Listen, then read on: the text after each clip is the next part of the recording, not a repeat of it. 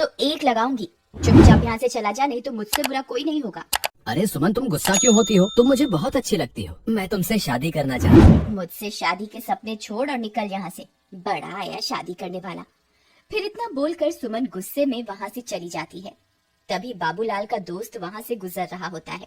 अरे बाबू भाई, ये सुमन तुमसे क्या कह रही थी? कुछ नहीं भाई, अपने प्यार का इजहार कर रही थी। लेकिन भाई उसके हाव भाव से तो कुछ और ही लग रहा था। बाबू भाई मेरी बात मानो तो तुम इससे दूर ही रहा करो। गांव वाले बोलते हैं इस सुमन के ऊपर चुड़ैल का साया है। ये रात को अकेले वीराने में घूमती है। कुछ लोगों ने तो इसके उल्टे पैर तक देखे हैं। तुम्हें पता है ना, उल्टे पैर चुड़ैल की निशानी होते हैं। चल बेवकूफ, तेरा दिमाग खराब हो गया है। जो इतनी सुंदर लड़की को चुड़ैल बोल रहा है। सुमन कोई चुड़ैल वुड़ैल नहीं है। मैं तो इसी से शादी करूंगा। फिर इतना बोलकर वह अपने घर की ओर चल देता है। माँ, अब मेरी शादी की उम्र हो गई है। मेरी किसी सुंदर सी लड़की से शादी करवा दो ना। हाँ हाँ, क्यों नहीं। अगर राजा बेटा का कोई और भी अरमान है तो वो भी बता दीजिए। आपके सारे अरमान एक साथ ही पूरे करवा देंगे। काम धाम तो कुछ करना नहीं है। तेरी उम्र के सारे लड़के कुछ ना कुछ काम कर रहे हैं और एक तू है पूरा दिन घूमता रहता है और मुफ्त की रोटियां तोड़ता रहता है। भला तुझ जैसे लड़के को कोई अपनी लड़की क्यों देगा? पहले कोई काम धाम करके कुछ पैसे वैसे कमा के दिखाओ, फिर शादी के सपने देखना। चल भाग यहाँ से, आवारा कहीं का। तो किसी काम धाम का नहीं है। देखो ना माँ, पिताजी हमेशा मेरी बेइज्जती करते रहते हैं। किसी दिन मैं घर छोड़ के ही चला जाऊंगा। अरे नहीं नहीं बेटा, कैसी बातें कर रहे हो? ये सब तुम्हारा ही तो है। अजी आप तो रह नहीं, तो हर वक्त मेरे भोले भाले बेटे को नीचा दिखाते रहते हो। अजी हमारे पास इतनी धन दौलत है, क्या आप ये सब अपने साथ ऊपर लेके जाओगे? भला मेरे बेटे को कमाने की क्या जरूरत है? माँ, मुझे सुमन बहुत पसंद है। तुम उसके घर मेरा रिश्ता लेकर जाओ ना। ठीक है, मैं कल ही सुमन के माता पिता से तुम्हारे रिश्ते की बात करने जाऊंगी। फिर अगले दिन बाबूलाल की माँ सुमन के घर रिश्ता लेकर जाती है और उन्हें अपने पैसों का रुबाब दिखाती है। देखिए बहन जी, आप बहुत अमीर लोग हैं और हम गरीब। मेरे पास आपको देने के लिए कुछ भी नहीं है। तुम्हारी किस्मत बहुत अच्छी है जो तुम्हारी लड़की की शादी मेरे बेटे से हो रही है। बस तुम सुमन की शादी मेरे बेटे से करवा दो, मुझे तुमसे कुछ नहीं चाहिए। इतना बोलकर वह वापस अपने घर की ओर चल देती है। अगले दिन सुमन और बाबूलाल की शादी हो जाती है। बाबूलाल सुमन से शादी करके फूला नहीं समाता। रात होने पर बाबूलाल और सुमन अपने कमरे में सो रहे होते हैं। तभी सुमन उठती है और सीधा घर से बाहर निकल जाती है और जंगल की ओर चल पड़ती है। बाबूलाल के दोस्त को सुमन पर पहले से ही शक होता है, इसलिए वह उस पर पहले से ही निगरानी रखे हुए होता है। अरे ये भाभी इतनी रात गए कहाँ जा रही है? मुझे इनका पीछा करना होगा। फिर चीमा सुमन का पीछा करने लगता है। तभी चलते चलते सुमन के पैर उल्टे हो जाते हैं। अरे मर गए रे, इसके तो पैर ही उल्टे हो गए। मेरा शक सही निकला, ये तो चुड़ैल निकली। तभी देखते ही देखते सुमन चुड़ैल में बदल जाती है और गुफा के अंदर घुस जाती है। चीमा की आंखें फटी की फटी रह जाती हैं। फिर वह भी उसके पीछे पीछे गुफा के अंदर घुस जाता है। ए हैवानों के देवता, मैं आपको 9 बलि चढ़ा चुकी हूँ। बस एक बलि और चढ़ाते ही मैं सर्वशक्तिमान बन जाऊंगी। फिर मैं इन शक्तियों से पूरी दुनिया पर राज करूंगी। मुझे अभी के अभी सारी बात बाबूलाल को जाकर बतानी होगी। फिर वह सीधा भागता हुआ बाबूलाल के घर जाता है और खिड़की से उसे आवाज देता है। बाबू भाई उठो, मुझे तुम्हें बहुत जरूरी बात बतानी है, जल्दी उठो। अरे क्या हुआ भाई, इतनी रात तुम यहाँ क्या कर रहे हो? भाई मैंने तुम्हें पहले ही कहा था कि तुम्हारी बीवी चुड़ैल है, लेकिन तुमने मेरी बात का विश्वास नहीं किया था। भाई मुझे लगता है कि तुम्हारा दिमाग खराब हो गया है, जो ये बहकी बहकी बातें कर रही हो। अच्छा तो ये बताओ कि क्या सुमन घर पे है? इतने में सुमन वहाँ आ जाती है। क्या हुआ चीमा भैया, इतनी रात गई कैसे आना हुआ? चीमा सुमन को घर पर देखकर हक्का बक्का रह जाता है। अब कुछ नहीं भाभी जी, मैं तो बस यहाँ से गुजर रहा था तो सोचा बाबू से मिलता चलूं। अच्छा अब मैं चलता हूँ। इतना बोलकर चीमा वहाँ से दुम दबा के भाग जाता है। अजी क्या हुआ, ये आपका दोस्त आपसे क्या कह रहा था? कुछ नहीं, बस ऐसी ही बेकार की बातें कर रहा था। चलो अब तुम सो जाओ, रात बहुत हो गई है। फिर सुबह होने पर वह सेठानी गुस्से से लाल हो जाती है क्योंकि सुमन अभी तक सो रही होती है।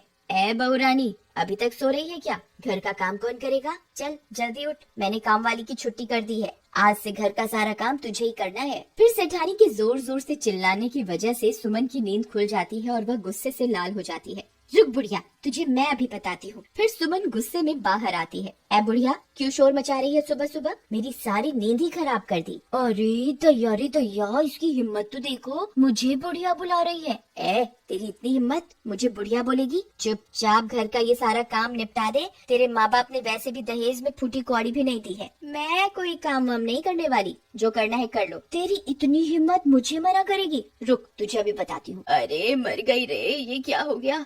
तेरी इतनी हिम्मत, मुझे अभी के अभी छोड़ दे। बाबू बाबू, ओ बाबू, देख तेरी बीवी मेरे साथ क्या सलूक कर रही है। जल्दी आ, मुझे इससे बचा, नहीं तो ये मेरे सारे बाल नोच डालेगी। फिर अपनी माँ की चीख पुकार सुनकर बाबू दौड़ा दौड़ा अपने कमरे से निकलकर वहाँ पहुँच जाता है। वह यह सब देखकर हैरान रह जाता है।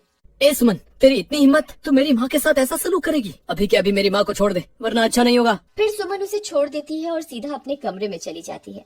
माँ, आप ठीक तो हो ना? आपको कुछ हुआ तो नहीं ना? मैं ठीक हूँ बेटा, मैंने तो बस इसे घर का थोड़ा काम करने को कहा था और इसने मेरी तो धुनाई ही कर दी। फिर बाबू परेशान होकर घर से बाहर निकल जाता है। वहाँ उसे उसका दोस्त चीमा मिलता है। क्या हुआ बाबू भाई, इतने परेशान क्यों हो? क्या तुम्हें पता चल गया कि तुम्हारी बीवी चुड़ैल है? मजाक मत कर यार चीमा, मैं वैसे ही बहुत परेशान हूँ। आज सुबह सुबह तो सुमन ने हद ही कर दी। उसने माँ के बाल पकड़कर उनसे बहुत बदतमीजी की। भाई, मैंने तो पहले ही कहा था कि सुमन कोई साधारण लड़की नहीं है, उसके ऊपर चुड़ैल का साया है।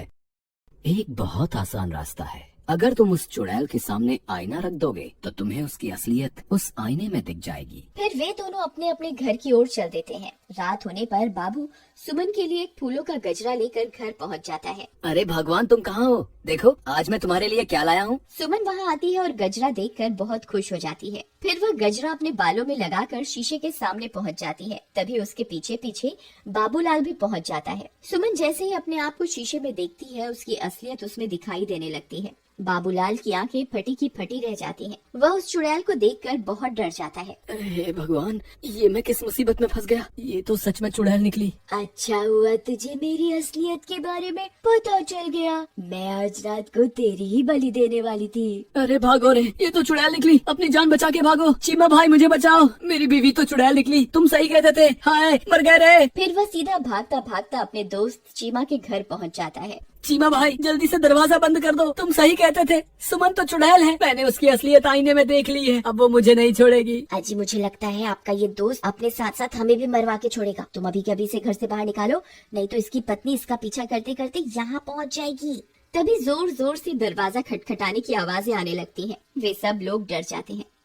अरे दैया, लगता है इसकी पत्नी इसका पीछा करते करते यहाँ पहुँच गई। चीमा भाई, गलती से भी दरवाजा मत खोलना, नहीं तो वो चुड़ैल हम में से किसी को भी जिंदा नहीं छोड़ेगी। अरे मर गए रे। बाबू भाई, भाभी तो चुड़ैल बनकर हमारे दरवाजे पर खड़ी है, अब क्या करें? मैं तो कहती हूँ इस बाबूलाल को उठाकर घर से बाहर फेंक दो। वह चुड़ैल इसी की तलाश में यहाँ आई है। बहुत शौक चढ़ा था ना इसे सुंदर स्त्री से शादी करने का। अब भुगतने दो इसे। चलो भाई बाबूलाल, अभी के अभी मेरे घर से बाहर निकलो। चलो चलो चलो। नहीं, मैं कहीं नहीं जाने वाला।